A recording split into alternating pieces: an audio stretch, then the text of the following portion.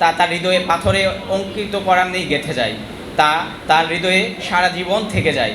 কাদামাটিকে আপনি যেমনভাবে ইচ্ছা তেমনভাবে বানাতে পারবেন, কিন্তু যখন তা শক্ত হয়ে যায় তখন তাকে আর কোনোভাবে আপনি নিতে গেলে সেটা ভেঙে যাবে।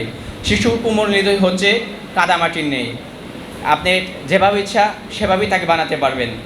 তাই বর্তমান নাস্তিক সমাজ এবং ইহুদি খ্রিস্টান এবং খ্রিস্টান মিশনারিরা কীভাবে এই মক্তবকে বন্ধ করে দিবে, শিশুদের মনে ইমানের বীজ অঙ্কুরিত যেন না হতে পারে, ভবিষ্যৎ প্রজন্ম যেন নাস্তিক মুরতাদ হয়ে জন্ম নেই, এই হীন অপচেষ্টায় তারা লিপ্ত হয়েছে।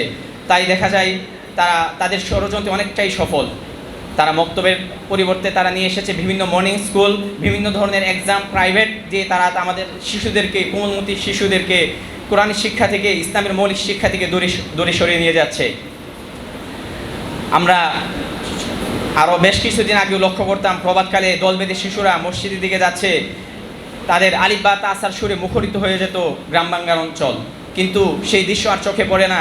যদিও বর্তমানে কিছু কিছু জায়গায় দেখা যায় মক্তব রয়েছে, কিন্তু সেই নেই আগের মতো সেই জৌলুস, হারিয়ে গেছে তার সমস্ত জৌলুস। বরং খুব হাতে গোনা খুব অল্প ছাত্রই মসজিদে উপস্থিত হয়।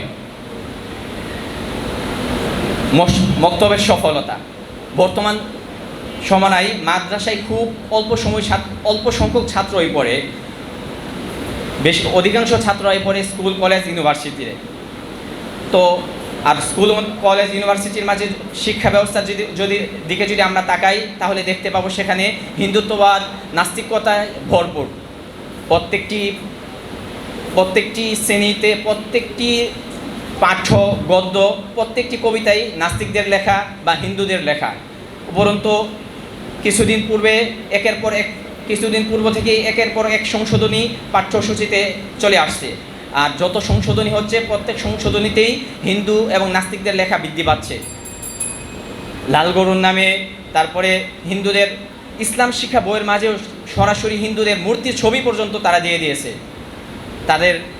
আমাদের শিশুদেরকে তারা নাস্তিক বানাতে চাই, হিন্দুদের প্রতি তাদেরকে শ্রদ্ধাবোধ করতে চাই এবং তাদেরকে আন্তধর্মীয় ওয়াহদাতুল আদিয়ান নামে, অর্থাৎ ধর্ম বলতে কিছু নেই, সমস্ত ধর্মের মাঝেই হিউম্যানিটি যার মাঝে থাকবে, সেই একটি ধর্মের মাঝে থাকবে, সমস্ত ধর্মকে একত্রিত করে তারা ওয়াহদাতুল আদিয়ান নাম ধর্ম বানাতে চাই।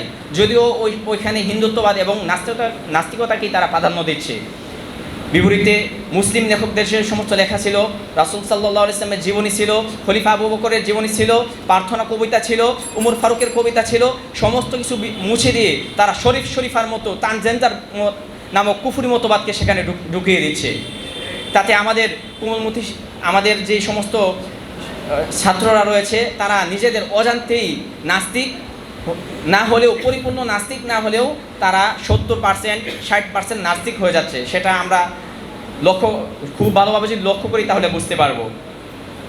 কিন্তু যেহেতু ওই সমস্ত শিক্ষার্থীরা তাদের শৈশবেই কিছু সময় মক্তবে কাটিয়েছিল, কোরআনের বাণী শুনেছিল, মসজিদের ইমাম সাহেবের কাছ থেকে তাদের হৃদয়ে ইমানের বীজ অঙ্কুরিত হয়েছিল, তারা ছোট থাকতেই তারা পড়েছিল আমানতু বিল্লাহি ওয়া মালাইকাতিহি, সেই ইমানে মুফাসসাল পড়েছিল, তাদের হৃদয়ে সেই ইমানের বীজ অঙ্কুরিত হওয়ায় তারা এখনও পরিপূর্ণ নাস্তিক হয় নাই।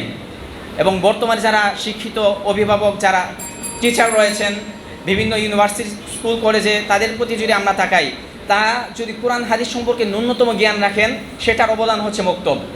তারা মক্তবের বাইরে কোরআন শিক্ষার জন্য আলাদাভাবে সময় দেননি, তারপরেও দেখা যায় তারা মোটামুটি ইসলামের মৌলিক ধারণা তাদের মাঝে আছে। তাই যদি আগত প্রজন্মকে আমরা রক্ষা করতে চাই, আর বিশেষ করে বর্তমান বিশ্বে যত সুশীল সমাজ রয়েছে, ইউরোপ, আমেরিকা এবং যত বিজ্ঞানী রয়েছে, সকলের দৃষ্টি হচ্ছে আগত প্রজন্মকে ঘিরে। আগত প্রজন্ম, তাদের কি হবে চিন্তাধারা, তাদের দৈনন্দিন জীবন কিভাবে কাটবে, তাদের শিক্ষা সংস্কৃতি কি হবে, এটা নিয়ে তাদের চিন্তা, তারা আগত প্রজন্মকে নিয়ে চিন্তা করছে। কিন্তু আমরা মুসলিম, আমরা উলামায়ে কেরাম, আমাদের আগত প্রজন্ম কেমন হবে, তাদের শিক্ষা দীক্ষা, তাদের তাহজিব তামাদ্দুন কী হবে, সেটা দিয়ে আমাদের মাথা ব্যথা নেই। যদি মসজিদ ভিত্তিক মক্তব না থাকে তাহলে আগত প্রজন্মকে আমরা সুন্দর একটি অভিভাবক এবং রাষ্ট্র পরিচালনার জন্য যারা আগামীতে রাজনীতিতে আসবে, তাদেরকে আমরা উত্তম একটি জাতি উপহার দিতে পারবো না, বরং তারা হবে নাস্তিক। তাদের মাঝে নৈতিকতা বলতে, ধর্মীয় বোধ বলতে কিছুই থাকবে না। সমাজের মাঝে অন্যায়, জুলুম, ঘুষ, সুদ এগুলো ব্যাপকভাবে বৃদ্ধি পাবে। দার্শনিক আল্লামা কবি ইকবাল তার বিখ্যাত সেই কবিতায় মক্তব নিয়ে যা বলেছিলেন তা আমি সর্বশেষ মনে করে দিচ্ছি। তিনি বলেছিলেন যে যদি মুসলমান শিশুদের মাঝে মক্তব শিক্ষা চলে যায়, তাহলে তারা ইহুদি খ্রিস্টানদের অন্ধ অনুসরণে তাদের নিজেদের যে পরিচয়টুকু রয়েছে সেটাও তারা হারিয়ে ফেলবে। তাই নাস্তিকতা মুক্ত সমাজ গঠনে মক্তবের কোনো বিকল্পই হতে পারে না।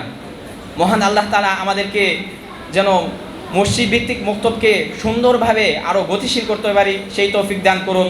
অবশেষে আমি আরেকটি অল্প একটু কথা বলতে চাই যে মানুষের বর্তমান ধ্যান ধারণা আগের চেয়ে অনেকটা পরিবর্তন হয়েছে। তারা মসজিদ ভিত্তিক পড়াটাকে অনেকটা সেকেলে মনে করে।